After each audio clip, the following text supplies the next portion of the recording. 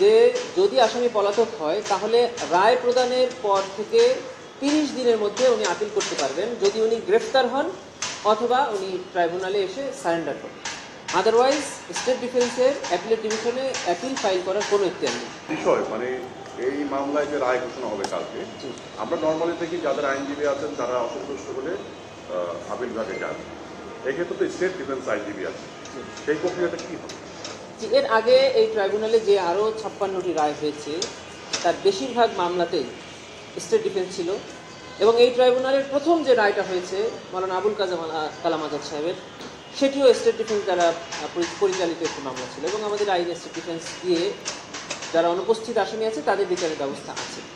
আইনে পরিষ্কার করে বলা আছে যে যদি আসামি পলাতক হয় তাহলে রায় প্রদানের পর থেকে 30 দিনের মধ্যে উনি আপিল করতে পারবেন, যদি উনি গ্রেফতার হন অথবা উনি ট্রাইব্যুনালে এসে সারেন্ডার করেন। আদারওয়াইজ স্টেট ডিফেন্সের অ্যাপিলেট ডিভিশনে অ্যাপিল ফাইল করার কোনো ইখতিয়ার নেই। শেখ হাসিনা তো ভারতে আছেন, তো সেক্ষেত্রে আপনারা ইন্টারপোলের কাছে রেড নোটিশ পাঠিয়েছিলেন, এটা কোনো অগ্রগতি আমরা কখনোই দেখিনি, এবং ইন্টারপোলও কোনো রকম সাড়া দেয়নি। এক্ষেত্রে পররাষ্ট্র মন্ত্রণালয়ের মাধ্যমে তার বিষয়গুলো আসলে সার্বিক কী অবস্থায় আছে?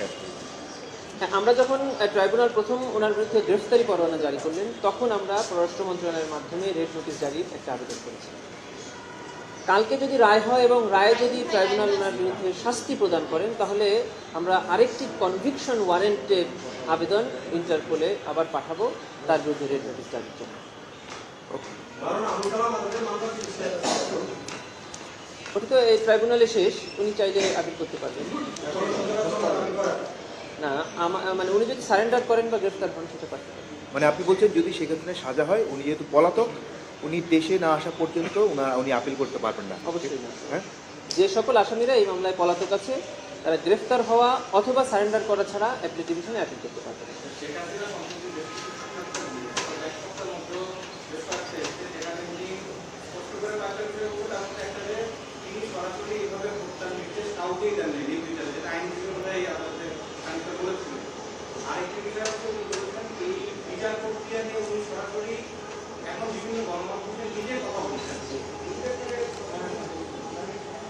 প্রথম কথা হলো যে এই ট্রাইব্যুনালে হাজির হয়ে উনিও সব কথা বলতে পারবেন।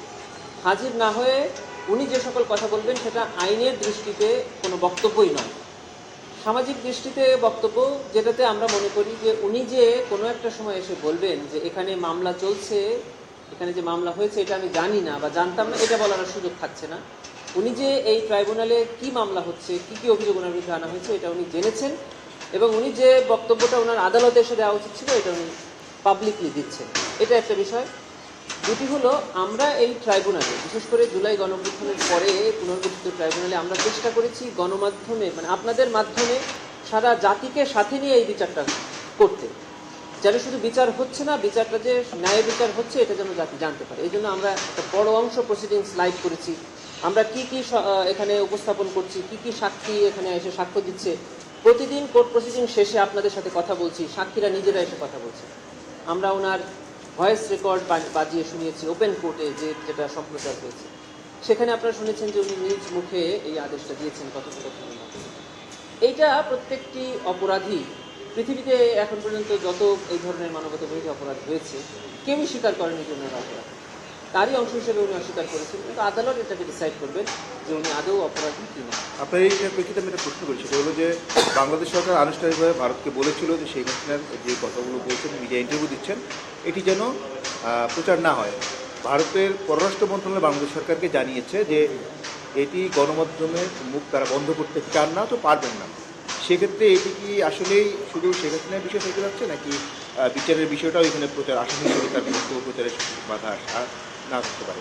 না, এটা আমরা অ্যাবসলিউটলি গভর্নমেন্টের এবং কূটনৈতিক বিষয় হিসেবে দেখছি। প্রসিকিউশন বা বিচার ব্যবস্থার ক্ষেত্রে আমরা এটাকে কোনো আমলে দিচ্ছি না। উনি যে বক্তব্য দিচ্ছেন এটা গভর্নমেন্ট। যে জুলাই গণঅভ্যুত্থানের পরে পুনর্গঠিত ট্রাইব্যুনালে আগামীকালকে যে রায়টি হতে যাচ্ছে এটি সর্বপ্রথম রায়, এবং এই ট্রাইব্যুনালে জুলাই গণঅভ্যুত্থানের পরে যে কয়েকটি সংশোধনী এসেছে আইনে, তার মধ্যে অন্যতম হলো যে 24-এর আগের ট্রাইব্যুনালে নাম আন্তর্জাতিক অপরাধ ট্রাইব্যুনাল হলেও সেখানে আন্তর্জাতিক আইনের কোনো প্রযোজ্যতা ছিল না। জুলাই গণঅভ্যুত্থানের পরে আইন সংশোধন করে আন্তর্জাতিক আইন অর্থাৎ রোম ইনস্টিটিউটে যে আন্তর্জাতিক আইনের সংজ্ঞা এবং অ্যাপ্লিকেবিলিটি আছে সেটা এখানে প্রযোজ্য করা হয়েছে। দ্বিতীয় যে অন্যতম সংশোধনীটা করা হয়েছে সেটা হলো দণ্ডের পাশাপাশি অর্থাৎ কারাদণ্ড বা মৃত্যুদণ্ডের পাশাপাশি এখানে আরেকটি দণ্ডকে এখানে সংযোজিত করা হয়েছে, তা হলো আসামিদের সম্পদ বাজেয়াপ্ত করে ভিকটিম, আহত নিহত বা এই ঘটনায় যারা ক্ষতিগ্রস্ত তাদের বরাবর হস্তান্তর করা। কেন আমরা এটা চাচ্ছি? যেহেতু এটা আইনে আছে এবং একটি মানুষের প্রাণের বিনিময় তো আসলে কখনো দেওয়া সম্ভব না। রাষ্ট্র মাঝে মধ্যে ওই প্রাণের বিনিময়ে তাদের পরিবারকে সচ্ছল করার জন্য যে ব্যক্তিটি দুনিয়া থেকে চলে গেলেন সে পরিবারে যে কন্ট্রিবিউশনটা করতেন তার কিছুটা পূরণ করার জন্য এই সকল বিধান রেখে থাকেন। যেহেতু এই ট্রাইব্যুনালে ফাইন্যান্সিয়াল কম্পেনসেশনটা আছে আমরা সেজন্য এটা চেয়েছি।